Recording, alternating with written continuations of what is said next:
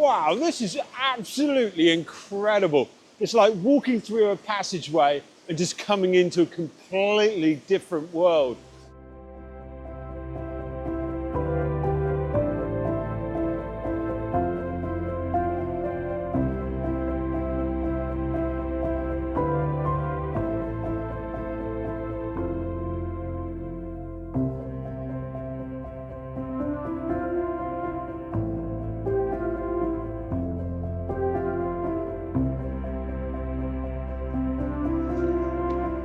Morning everyone and welcome back to the vlog. Now we're a bit up against it this morning. We've got grey cloud, there's rain due all day, but it's beautiful because we've still got some of the snow around us and it's warmed up quite a bit. So this is quite unsuspected, but we're in the Muir of Dinnet on the east side of the Cairngorms, and it is stunning. It's the first time we've been here, so this is a bit of a recce, and I'm really looking forward to following along the path and seeing what images we can capture. But what a stunning location.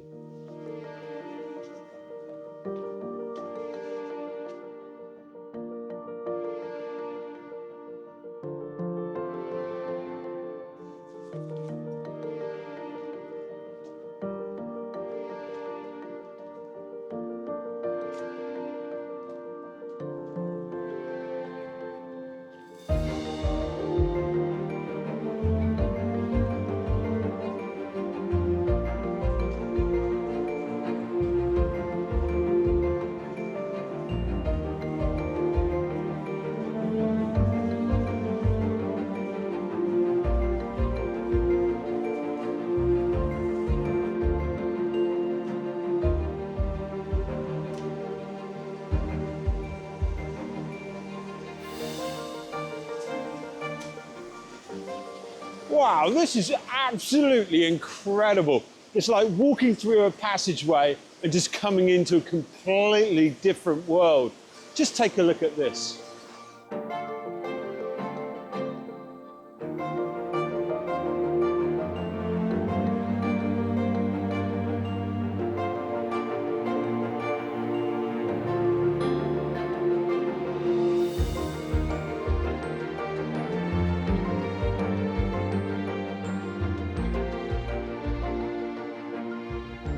Now, this incredible rock formation has been created by the glacier melt, and that glacier melt swirling as it's melted and come down through here from as long ago as the last ice age. Now, I'm here to photograph the waterfall. This rock formation is absolutely spectacular, so if I can include some of this in some of the images as well. But because of the rain that we've had, this is just looking incredible. It's overcast, perfect conditions for photographing the waterfall. So I'm going to put my gear to one side, set up, and let's see if we can get that first image in the bag.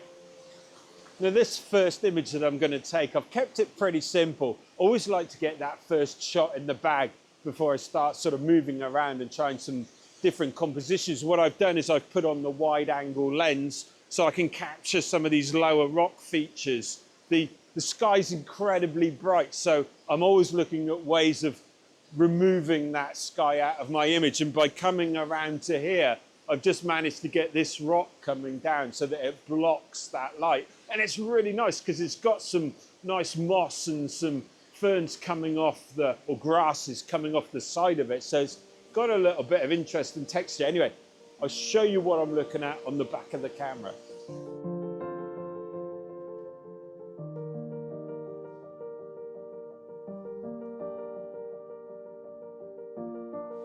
So what I've done is I've brought the camera right down low with the wide angle lens, and you can see I've got these nice rocks in the lower part of my image, just giving that little bit of interest, foreground interest. And you can see from that rock on the right hand side the way that I've blocked that light coming through at the top of the falls there. Now, as I said, for a first shot, it's not exciting, but I think it's always nice to get that first image in the bag. Well, I say it's not exciting. It's going to be a beautiful image, but I'm sure there's plenty more. By moving around and getting into some different positions, there'll be some more interesting compositions. But I think to start off with, it's great to get that first image in the bag. Now, I've got a Maven polarizer on just to knock back some of that glare. But what that means is that I've got to have a fairly wide open aperture, haven't got that distance in the focal range. So what I'm doing is I'm just sort of taking a shot around sort of focused in a third of the way in, but I'm also taking a shot focused in on the rocks and the foreground, just in case it's not, just in case there isn't quite enough depth of field to get that all in. But anyway, what a great start and what an incredible location. So I'll look around for some more images, and here's the first shot.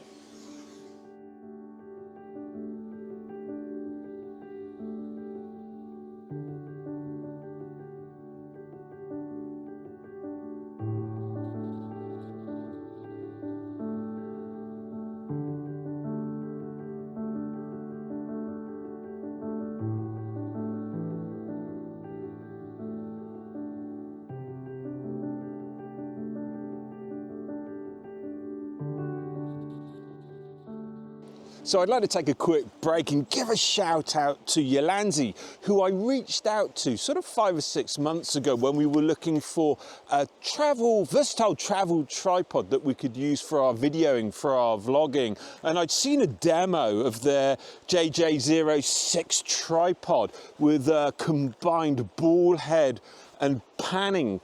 And so they very kindly sent us this tripod. So we've been trying it out for 5 or 6 months. And I have to say, I'm incredibly impressed. And perhaps it's the best video vlogging tripod we've used. Now, one of the features that I really like are these spring-loaded quick release feet, which open up very quickly and easily, making it super fast to quickly set up the tripod. Now, something else that I really like about this tripod is just how far it extends. I'm over 6 foot, but this tripod has got a dual extension, which enables you to take it right above my head, which is an incredible feature, especially when so much of our videoing is done on uneven ground. It really does give it a lot more versatility. Now, the mount is an Arca style F38 mount, quick release, nice simple locking system, which makes it really sturdy for some of the environments that we're filming in. Now, one of the key features, which was what really caught our attention on this tripod, is the actual dual head itself. It's actually got a built-in ball head, which makes it really easy for leveling the camera, and if you were shooting sort of standard photography. And it's got a pan and tilt head, which of course really gives it that flexibility when you're out videoing. Now, this is an incredibly versatile tripod. One of the key features that I really like about it is being able to shoot straight down on your subject. You can bring the tripod head straight up and then focus it straight down on your subject. Sometimes you may need a little extra weight, but we're shooting on using the Fuji X-T3 for our video work. I wouldn't want to put my D850 with a heavy lens on this tripod. It really is a travel lightweight tripod, but for the video work that we do, there's so much flexibility, and especially with the Fuji X-T3 camera, it's just the perfect size. Now, no detail's been left out of this tripod. Even the handle unscrews and has a nifty toolkit just tucked inside it with a few screwdriver heads just in case you need them. Now, the tripod's made from a lightweight carbon fiber with aluminium alloy and weighs just around 1.76 kilograms. And thanks to the 5 interlocking legs, it collapses down to a 51.5 centimeter height, which really for a versatile tripod like this is not a bad size to be able to fit into the bag. I'll put a link in the description below with all of the key features and a link through to their website. A huge shout out to Yolanzi for sending us this tripod. Back to the vlog. Now, what I want to do next is get a shot of the falls, but with some of the trees up above. Now, if you look on the back of my camera here, you'll see at the moment there's way too much light and sky up the top there. But actually, if I come back, keep coming back, eventually you'll see that I'll start to lose that light. So what I'll do is I'll come right back to here, but I'll put the telephoto lens on so that then I can knock out some of that sky, have some of the trees up above and capture those falls. I'll put on the long lens and show you what I'm looking at. Now I've put the 70 to 200mm lens on. You can see that by coming right back here, I've lost all of that sky behind the falls, and I'm able to get that network of trees up above the falls there. I've still got some nice rocks in the front, little bit of foreground interest, but it really does just emphasize the height of those falls by including those trees in the top. Again, I've got the Maven polarizer on there just to knock back some of the glare from the rocks. It's incredibly hard work keeping everything dry. I'm permanently wiping the front of the lens because of that rain coming down and a little bit of a mist from the falls as well. But just standing here, the echo that surrounds you because of these walls is just incredible. So anyway, here's the next shot.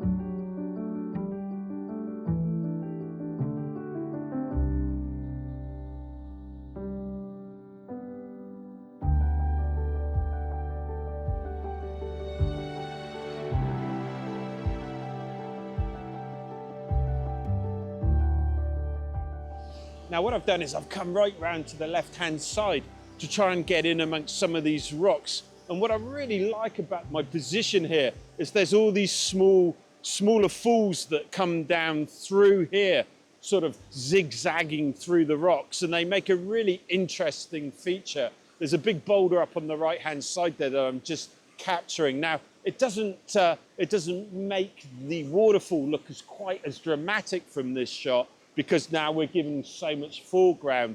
Sort of all those rocks are really sort of distracting from the falls, but it does just make a nice little network of water coming down. So I think it'll make a good shot. I'm on the wide angle lens again, but I'll just show you what I'm looking at on the back of the camera. Now you can see what I've done is I've come right down low. I've got the wide angle lens on, and we've got this cascade of water sort of crisscrossing through the rocks, leading up the eye up to the falls up there.